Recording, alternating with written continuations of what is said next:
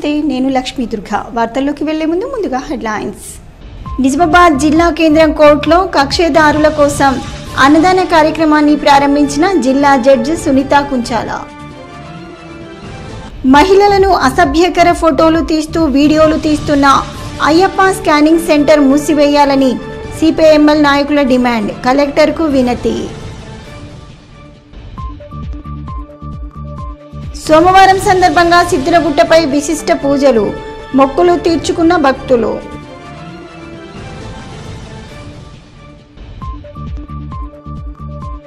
SRSP ప్రాజెక్టులో దేశ తొలి ప్రధాని జవహర్లాల్ నెహ్రూ జయంతి వేడుకలు.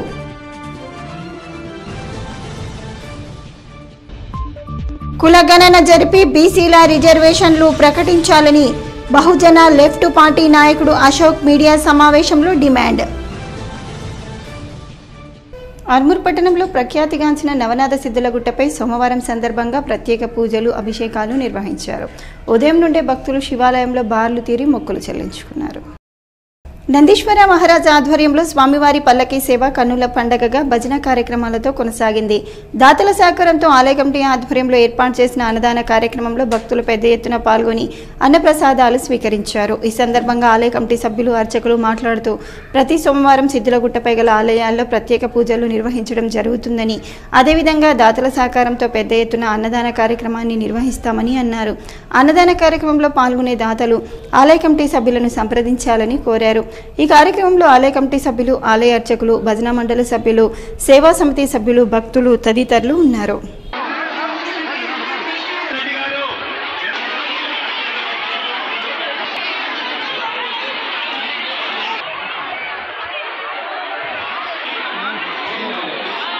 మహిళల ఆత్మాభిమానాన్ని దెబ్బతీసిన అయ్యప్ప స్కానింగ్ సెంటర్ను మూసివేయాలని సిపిఎంఎల్ మాస్ లైన్ రాష్ట్ర కార్యవర్గ సభ్యులు వి ప్రభాకర్ డిమాండ్ చేశారు. సిపిఎంఎల్ మాస్ లైన్ ఆధ్వర్యంలో అయ్యప్ప స్కానింగ్ సెంటర్ను మూసివేయాలని డిమాండ్ చేస్తూ జిల్లా కలెక్టర్కు వినతి పత్రాన్ని అందజేశారు. ఈ సందర్భంగా ప్రభాకర్ మాట్లాడుతూ వైద్యం కోసం వచ్చిన మహిళలను అసభ్యకరంగా ఫోటోలు, వీడియోలు తీసి బ్లాక్మెయిల్ చేస్తూ మహిళలను మానసికంగా వేధించడం సిగ్గుచేటని అన్నారు. నిజామాబాద్ జిల్లా వ్యాప్తంగా స్కానింగ్ కోసం వచ్చిన మహిళల్ని నిలువు దోపిడీ చేస్తున్నారని మండిపడ్డారు. ఎలాంటి శిక్షణ, ట్రైనింగ్ లేని టెక్నీషియన్స్ను సిబ్బందిగా పెట్టుకుని మహిళల వ్యక్తిగత ఫోటోలు తీస్తున్న ఇటువంటి స్కానింగ్ సెంటర్లపై అధికారులు ఉక్కుపాదం మోపాలని, ఇటువంటి ఘటనలు పునరావృతం కాకుండా చర్యలు తీసుకోవాలని డిమాండ్ చేశారు. ఈ కార్యక్రమంలో మాస్ లైన్ రాష్ట్ర నాయకులు రామకృష్ణ, దేవరాం, ఆర్మూర్ డివిజన్ కార్యదర్శి రమేష్, సాయి, నాయకులు అశోక్, కిషన్, దామోదర్, కిషన్, అనీస్ తదితరులు ఉన్నారు. అయ్యప్ప స్కానింగ్ సెంటర్ని రద్దు చేయాలి. రెండవది, ఏదైతే ఆర్ఎంపీ పిఎంపీలకు ఇచ్చి ఏ కమిషన్ దందాకు ఇచ్చేయాలి. ఇప్పటికే దాదాపు నలుగురు, ఆర్మూర్లోని 2, అట్లా ఇక్కడ నిజామాబాద్లో నలుగురు చనిపోయారు. నలుగురు చనిపోయిన ఘటనపైన విచారణ జరపాలి. ఆ హాస్పిటల్లో ఎంబీబీఎస్ డాక్టర్ ఉండి సర్జరీ చేస్తూ ఉన్నాడు, లైఫ్ హాస్పిటల్ ఆర్మూరు. అట్లా నలుగురు సీరియస్ ఉన్న వాళ్ళని కూడా రోగ నిర్ధారణ చేయకుండా చివరి సమయంలో నిజామాబాద్కు, హైదరాబాద్ పంపిస్తే ఒక టీచరు, అట్లాగే ఒక ఆర్టీసీ రిటైర్డ్ డ్రైవరు చనిపోయిన విషయాలు కూడా మేము మెమోరాండంలో పేర్కొన్నాం. ఏదేమైనప్పటికీ ప్రభుత్వ ఆసుపత్రుల్లో అన్ని సౌకర్యాలు కల్పించాలి, ప్రైవేట్ హాస్పిటల్ దోపిడీకి చెక్ పెట్టాలని చెప్పేసి సిపిఐఎంఎల్ మాస్ లైన్ పార్టీ కోరుతుంది. రైతులు విత్తనాలను లైసెన్స్ కలిగిన విత్తనాల దుకాణాల నుండే కొనుగోలు చేయాలని మండల విద్యాశాఖ అధికారి హరికృష్ణ అన్నారు. ఆర్మూర్ మండలంలోని గోవింద్పేట్, ఫతేపూర్, పిప్రి, ఇసపల్లి, దేగాం, రాంపూర్ గ్రామాలలో వ్యవసాయ శాఖ అధికారులు వానాకాలంలో విత్తన కొనుగోలు జాగ్రత్తలపై రైతులకు అవగాహన కార్యక్రమాన్ని నిర్వహించారు. ఈ సందర్భంగా మండల వ్యవసాయ శాఖ అధికారి హరికృష్ణ మాట్లాడుతూ రైతులు లైసెన్స్ లేని విత్తన దుకాణాల నుండి విత్తనాలు కొనుగోలు చేసి మోసపోవద్దని, లైసెన్స్ కలిగిన దుకాణాల నుంచి మాత్రమే విత్తనాలు కొనుగోలు చేయాలని, అదేవిధంగా రసీదును పంట చివరి వరకు భద్రపరచుకోవాలని సూచించారు. గడువు ముగిసిన విత్తనాలను కొనుగోలు చేయవద్దని తెలిపారు. ఈ కార్యక్రమంలో వ్యవసాయ విస్తీర్ణ అధికారులు, రైతులు తదితరులు ఉన్నారు. వ్యాపారంలో నష్టపోయి ఇబ్బందులున్న తమ మిత్రునికి స్నేహితులంతా కలిసి చేదోడుగా నిలిచారు. తలా కొంత పోగేసి మిత్రునికి తిరిగి వ్యాపారాన్ని ప్రారంభింపచేశారు. ఆర్మూర్ పట్టణానికి చెందిన మిత్ర బృందం సభ్యులు సాటి మిత్రునికి సహాయం చేసి మానవత్వాన్ని చాటుకున్నారు. వ్యాపారంలో నష్టపోయిన మిత్రునికి తిరిగి వ్యాపారాన్ని చేసుకోవడానికి ఆర్థిక సహాయాన్ని, మనోధైర్యాన్ని అందించారు. నూతన వ్యాపారాన్ని సీఏ రాజశేఖర్ ప్రారంభించారు. తనకు చేదోడు వాదోడుగా నిలిచి వ్యాపారానికి సహకారాలు అందించిన సాటి మిత్రులకు రుణపడి ఉంటారని షాప్ యజమాని పేర్కొన్నారు. ఈ కార్యక్రమంలో జిల్లా డిఆర్డీఏ డిప్యూటీ ప్రాజెక్ట్ మేనేజర్ నూకల శ్రీనివాస్, గంగమోహన్, ఇసకొద్దీన్, సునంద, లక్ష్మణ్ తదితరులు ఉన్నారు.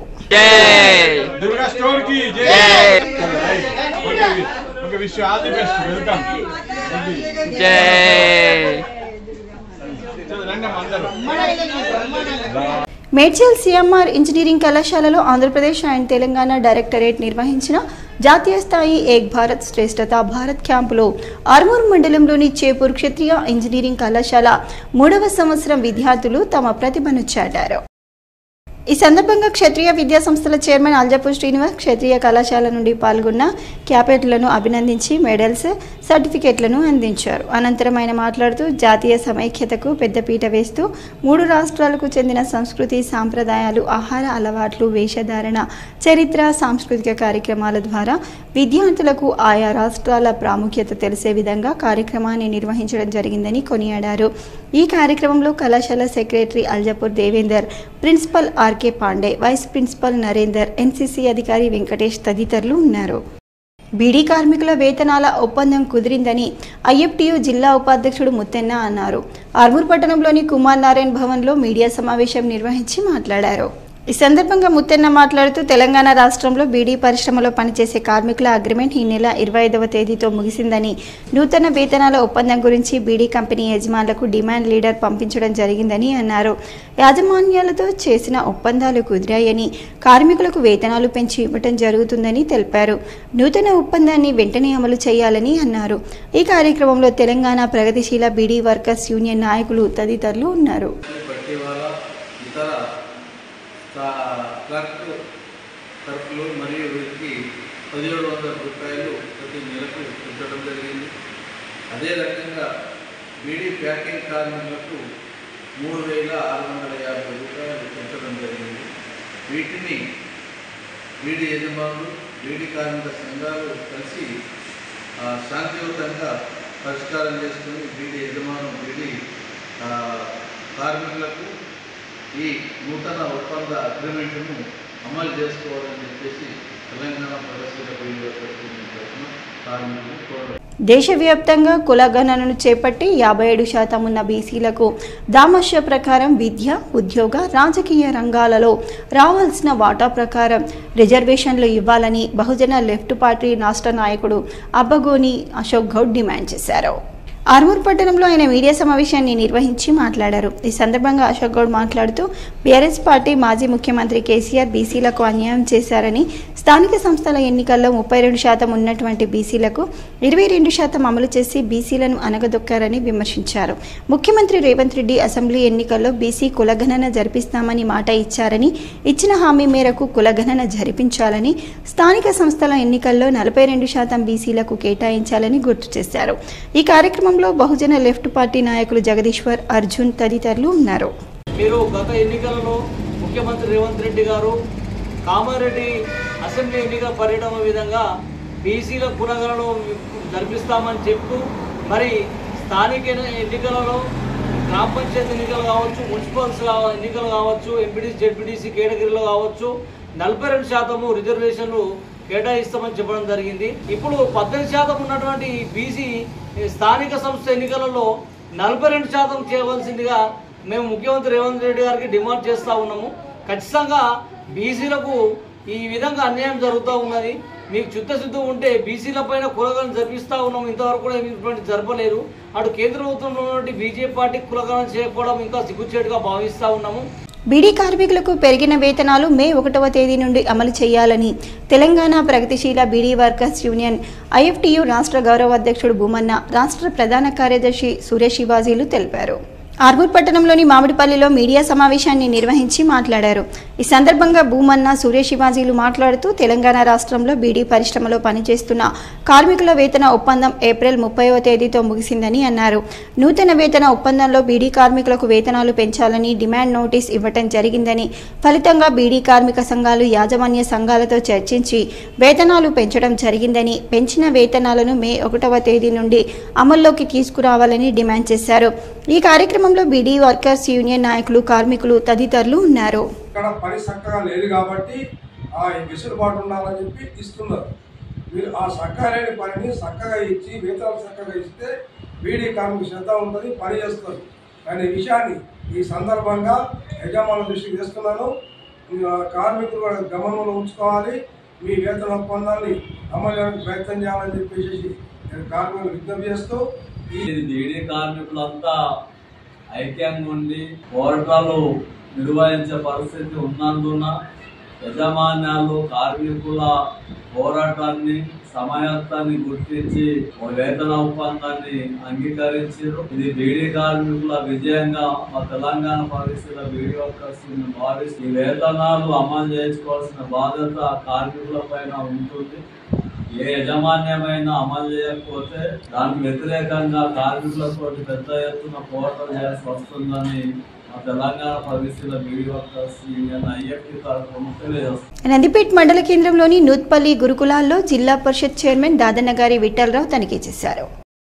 సోమవారం ఆయన పాఠశాలను పరిశీలించారు. జిల్లా గురుకుల అధికారితో ఫోన్లో మాట్లాడారు. తొందరలో పాఠశాలలు తెరవనున్న సమయంలో ఇంకా సౌకర్యాల కల్పనపై ఆగ్రహించారు. అన్ని పాఠశాలల్లో సౌకర్యాలు చేయాలని ఆదేశించారు. భారతదేశ తొలి ప్రధాని పండిట్ జవహర్లాల్ నెహ్రూ జయంతి వేడుకలను శ్రీరామ్ సాగర్ ప్రాజెక్టు ఉద్యోగులు ఘనంగా నిర్వహించారు. మెండోరా మండలంలోని శ్రీరామ్ సాగర్ ప్రాజెక్టు డ్యాం అధికారులు, ఎస్ఆర్ఎస్పీ సిబ్బంది పండిట్ జవహర్లాల్ నెహ్రూ జయంతి వేడుకలు ఘనంగా నిర్వహించారు. ఈ సందర్భంగా డ్యాం వద్ద కార్యాలయంలో నెహ్రూ చిత్రపటానికి పూలమాలలు వేసి ఘన నివాళులర్పించారు. అనంతరం వారు మాట్లాడుతూ శ్రీరామ్ సాగర్ ప్రాజెక్టు నిర్మాణం చేసి నాటి ఎందరో మంది రైతులకు నీరందించడంతో పాటు వందల మందికి ఉద్యోగ అవకాశాలు వచ్చాయని చెప్పారు. ఈ కార్యక్రమంలో ఎస్ఆర్ఎస్పీ సిబ్బంది తదితరులు ఉన్నారు. కాళేశ్వరం డిస్ట్రిక్ట్ ప్యాకేజ్ 2021, 22, 25, 27, 28 సో ఒక శ్రీరామ్ సాగర్ ప్రాజెక్టుకు ఆయన రూపకల్పన చేస్తే దాని మీద ఎన్నో లక్షల ఎకరాల ఆయకట్టు ఇప్పటికీ మనము పెంచుకోగలుగుతున్నాం. కాబట్టి అంత ముందు చూపు ఉన్న ప్రధాని మన నవభారతాన్ని నిర్మించిండు. మనందరికీ ఈరోజు మనము ఈ స్థాయిలో ఈ ఉద్యోగాలు కల్పించుకొని మనము హేలము, డీలము, ఈలము, ఎస్సీలము గర్వంగా చెప్పుకునే స్థాయికి రావడానికి ఆ మహానుభావుడే కారణం.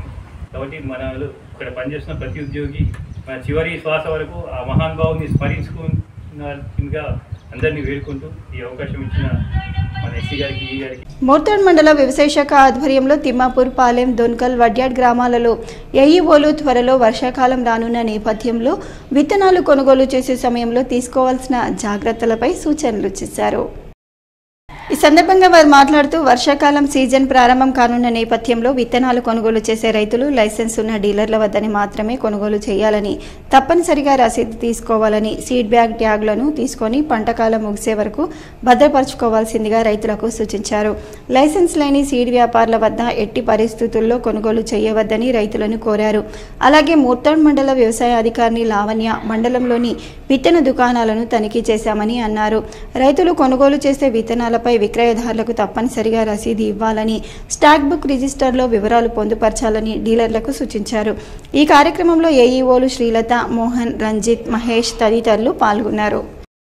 నిజామాబాద్ నగరంలోని జిల్లా కోర్టుకు ఈ వేసవికాలం దృష్ట్యా వివిధ పనుల కోసం అత్యవసరంగా వచ్చే నిరుపేద ప్రజలకు ఆకలి తీర్చేందుకు జిల్లా కోర్టు వద్ద సోమవారం రోజు మధ్యాహ్నం జిల్లా జడ్జి సునీత కుంచాల కక్షిదారులకు భోజనం అందజేసి అన్నదాన కార్యక్రమాన్ని నిర్వహించారు.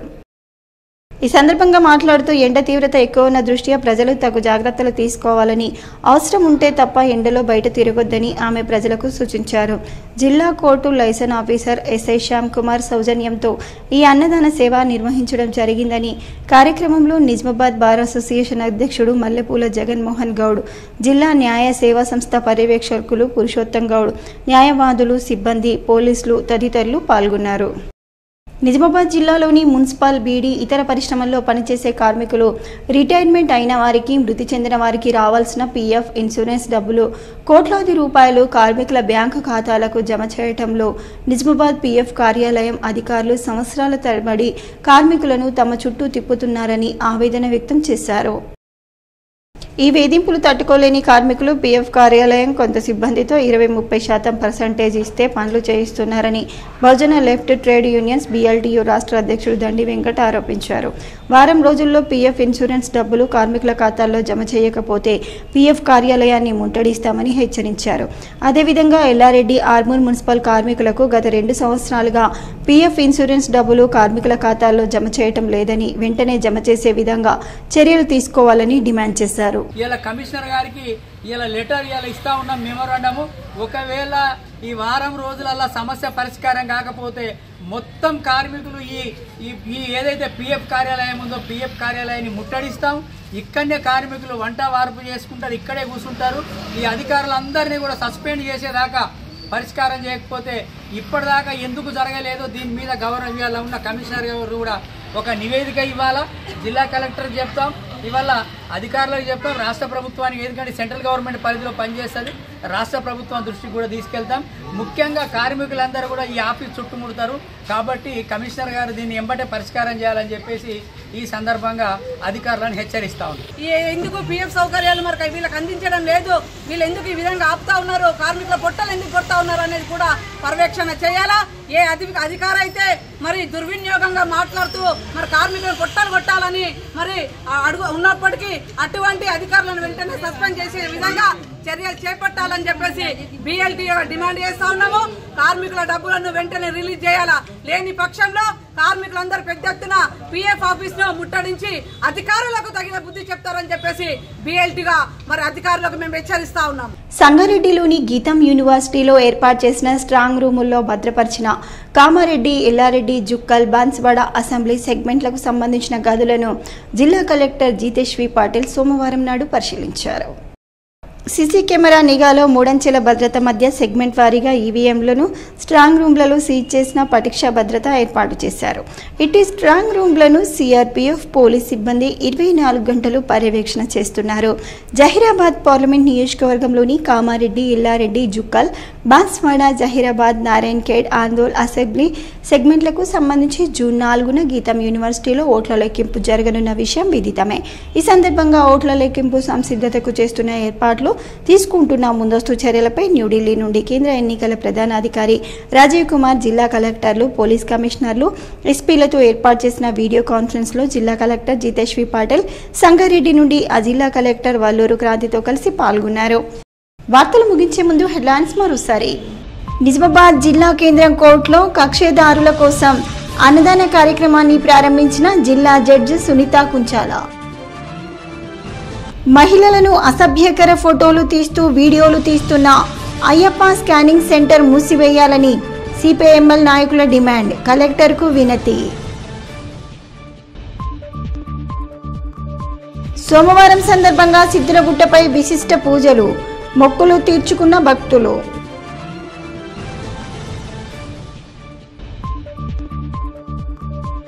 ఎస్ఆర్ఎస్పీ ప్రాజెక్టులో దేశ తొలి ప్రధాని జవహర్లాల్ నెహ్రూ జయంతి వేడుకలు.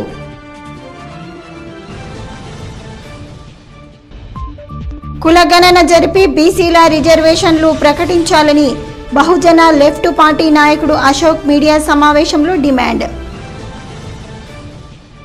ఇవి బులెటిన్లోని విశేషాలు. తిరిగి వచ్చే బులెటిన్లో మళ్ళీ కలుద్దాం. అంతవరకు సెలవు, నమస్కారం.